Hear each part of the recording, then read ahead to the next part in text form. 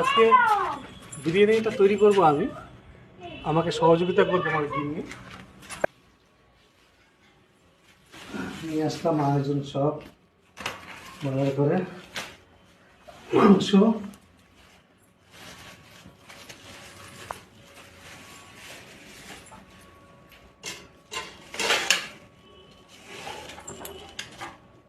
এবার কাটা পাতা শুরু হবে।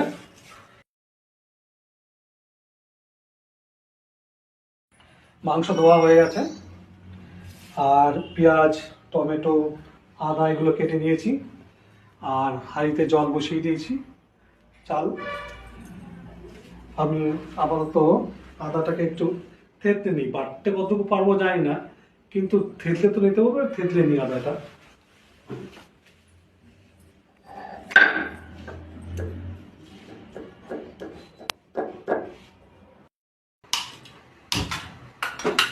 মশলাটা রেডি হয়ে গেছে।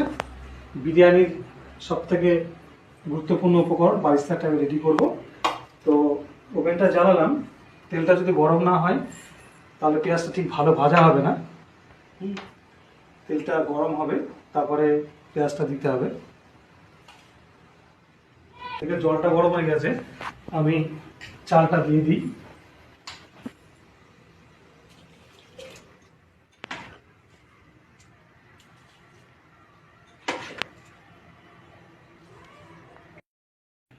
তেল গরম হয়ে গেছে, এবার পেঁয়াজটা ছাড়বো।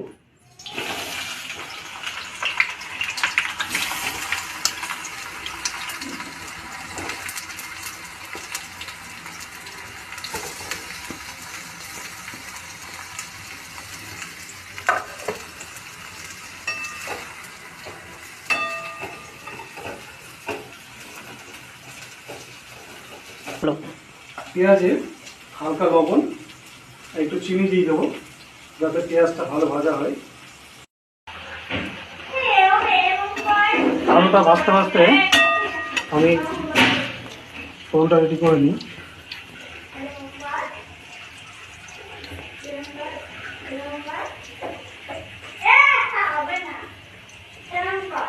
পরিমাণ মতো তেল দিয়ে এবার আমি গরম মশলা, তেজপাতা, লঙ্কা ফোড়নটা দেবো। তেলটা একটু গরম হয়নি,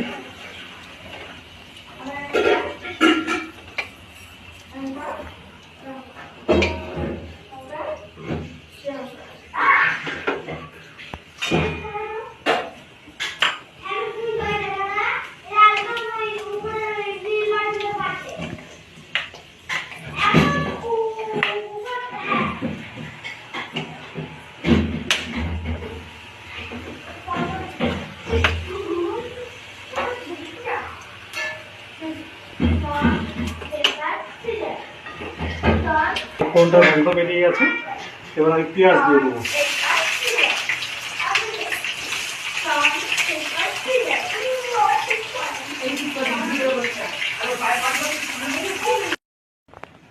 হলুদটা দিয়ে নিই।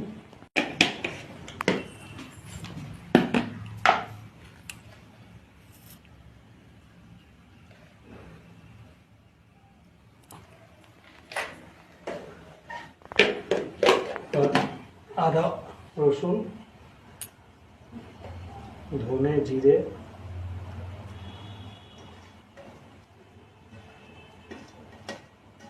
দিয়ে দিলাম।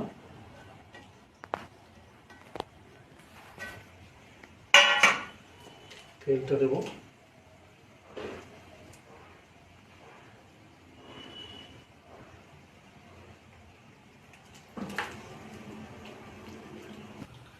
মাংসটা মাখতে মাখতে ভাতটা রেডি হয়ে গেছে, আর বারিস্তাটা হওয়ার মধ্যে এটা নামিয়ে নেবো, কারণ এটা বেশি ভাজা হয়ে গেলে বেশি লাল হয়ে যাবে। পেঁয়াজটা হয়ে গেছে, এবার মাংসটা দিয়ে দেবো।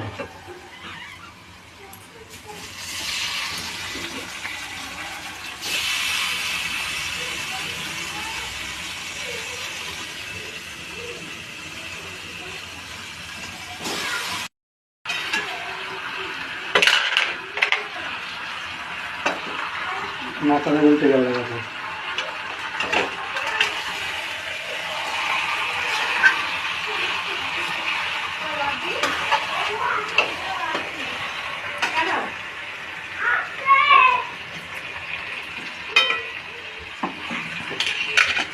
এবার লঙ্কা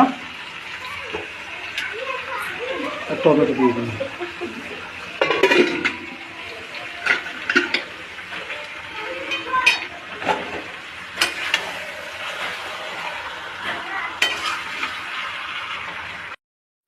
ভাত এবং মাংস দুটো রেডি হয়ে গেছে।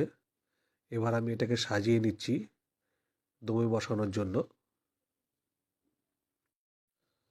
রাইস আর মাংসটা সাজিয়ে নিয়েছি। এবার গোলাপ জল, ঘি এবং বাইস্তাটা সাজিয়ে নেবো, উপরে দিয়ে দেবো। দমে বসানোর আগে এটা কমপ্লিট করতে হবে।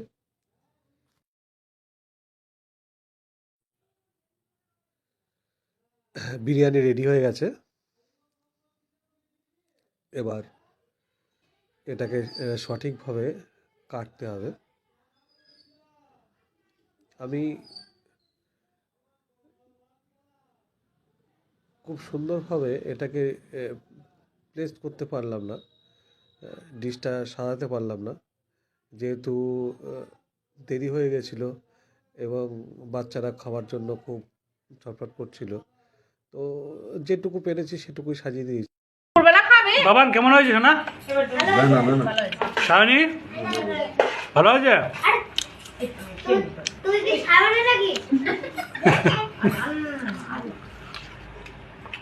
বদ্রি পাখি কেমন হয়েছে না?